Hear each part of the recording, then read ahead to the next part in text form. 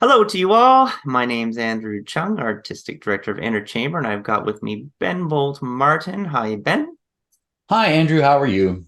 I'm great because we have our season opener coming, and this is three-part Inventions on October 1st, featuring yourself, Ben, Graham Hargrove, and Roy Lewis. So thanks for joining me today so we can find out a bit about what to expect because I know very little about this concert, so you're going to have to share with us all. So, Yeah. three-part Inventions. It's a nod to the inventions of J.S. Bach, piano pieces, I believe. And I don't know if we've got music from J.S. Bach and Scarlatti, and then music from you and Graham. I'll hmm stop talking. You tell me a little bit more about three-part Inventions. What does it mean? Well, as you referenced the titles of some of Bach's sort of more quintessential pieces are actually called two-part inventions. Just basically little experiments in counterpoint. You know, what could you do with with two hands?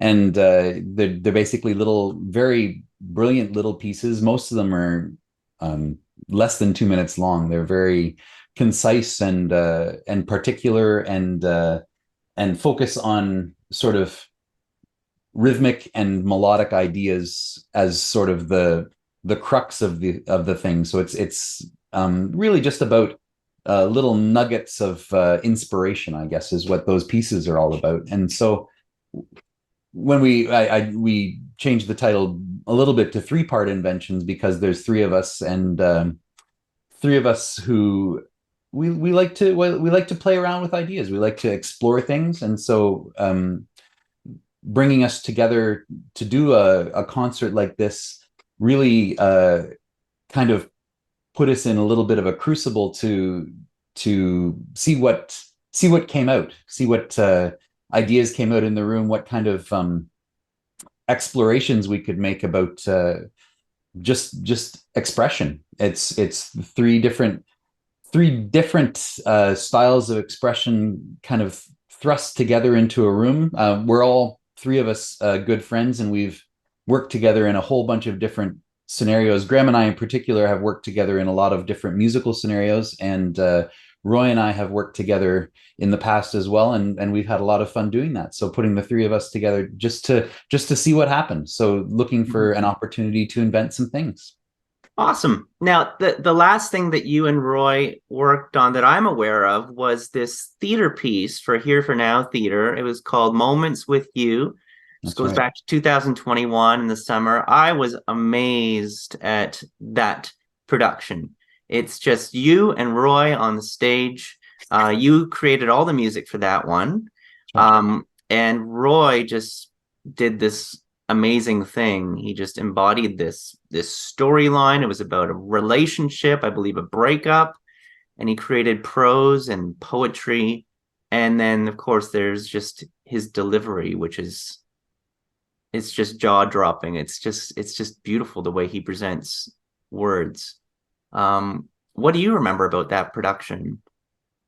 Well, what I specifically remember about it and why I really love working with Roy is because his depth of reference is so wide. He draws from the classics, from ancient Greek poetry, from Shakespeare, obviously, but his terms of reference are so rooted in so many different traditions, and I just loved being able to connect with those musically, so that when he would have references to church hymns and stuff like that, and that just kind of really got my juices flowing. And he would reference classical Greek theater and tragedies and stuff like that, and it's like, oh wow, that's so what's going on is this, and so I could reference that musically. There's always some real foundational stuff that you can tackle when you deal with Roy's poetry. So it's not uh, a, um, uh, nothing happens without some sort of basis in tradition, which is Mm, fantastic because it really creates as many layers as you're able to bring to it as a listener, which I really find sort of like a workout almost. Every time you listen to Roy, Yeah. it's like you're experiencing what he's bringing you, and then it's like, wait a second, I remember that reference from something, and all of a sudden it just explodes into a bunch of different emotional color that you bring to the table for yourself. Listening to what Roy puts together Hmm. is very much a multimedia experience in and of itself, and then to work with that as a musician really gives you something foundational that you can put your work on. So you can, so you hear words, it's like, oh yes, that's a reference to this, and I can build on that, and this is a reference to that. So Hmm. it's very much multifaceted and rich and rooted in tradition. So in for three-part inventions, what came first? Did Roy provide a little bit of structure with text, or did Graham take the lead, or yourself, or who, or was it a combination of kind of finding what the core of the flow of the evening would be? Yeah, I mean, very much a combination of work. Actually, Graham and I probably were more at the starting point of this in terms of putting together some structure. Um, Roy has actually written new poetry for this event, so a lot of what you're going to hear is new poetry based on the muses, based on the idea of inspiration.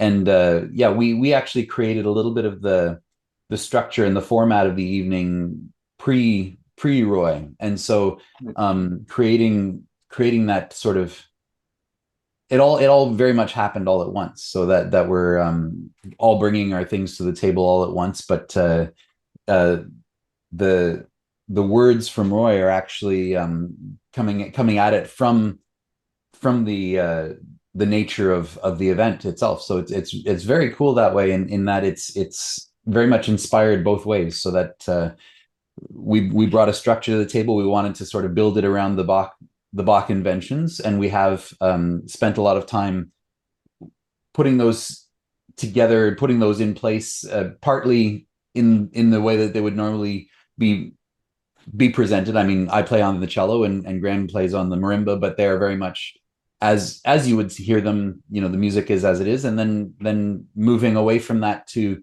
finding different creative ways to present those in non-traditional ways. That has all happened at the same time as Roy has presented and created poetry for the evening, which is specifically focused on the three iterations of the Greek muses, Oh, okay. and their traditional place in classical Greek art. So So the musically, we're looking, or we'd be expecting to hear some Bach and Mhm, some Scarlatti, mhm, contemporary of J.S. Bach. mhm. And then was it similar to moments with you when you were working with Roy and he's, making references to things in the poetry, and therefore you're writing new music? Graham's Mm. writing new music in this way with the breadcrumbs that Roy's feeding you guys, or how does the original music fit in?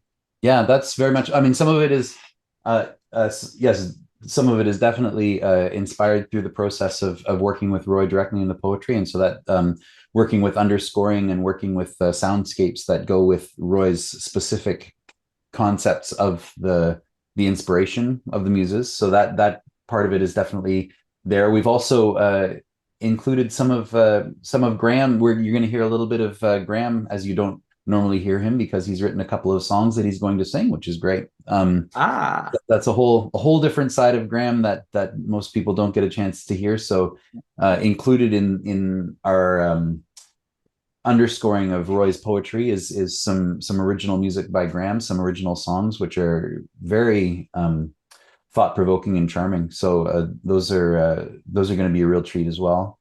Um, uh, I and yeah, presume that Graham will bring his bones with him. Graham has his bones with him at all times. Yes. Yeah, there will definitely be bones in the mix. Meat on the bones, as the case may be. But he will also be playing some marimba and some frame drum and probably a few little choice soundscape elements as well to go with that. And you'll be playing cello on this? Yeah, I've got my cello, I've got my guitar, I've got my trumpet. So Ah, the you know, trumpet. the trumpet is making an appearance. Indeed, yeah, yeah. Wonderful. It's I have to in order to keep my trumpet card, I have to play it in public once a year. So there you go. I'm really looking forward to this concert. I think I've got more of a picture of it. It's not really one continuous arc though throughout the whole evening. It's kind of vignettes of sorts, and um, Yeah. It's yes and no. I mean, I think it very much is all of a piece. Like I think we're sort of planning to do it continuously, probably without too much applause between numbers, kind of thing. So we're kind of going from idea to idea, but it does definitely skip around a lot to a bunch of different places. So yeah, I mean, as advertised, it's exploratory and lots of invention going on, and it's I think pretty exciting. very cool. Thanks so much, Ben, for joining me today. Really looking forward to our season opener. And this is three-part Inventions, October 1st. We're back at Factory 163. And Yay! before we close off, got to mention that. So Yes. this is back to our roots, where we started it all. And we did 10 or 11 seasons before COVID hit, and we moved over to Revival House. And now we're back at Factory 163. So, Mhm. oh gosh, we had so many memories there at this place. I Mhm. believe that our good friend Derek is catering uh, Yes. this event, and we'll be able to invite a larger audience there, and that'll be great just to see more people in person.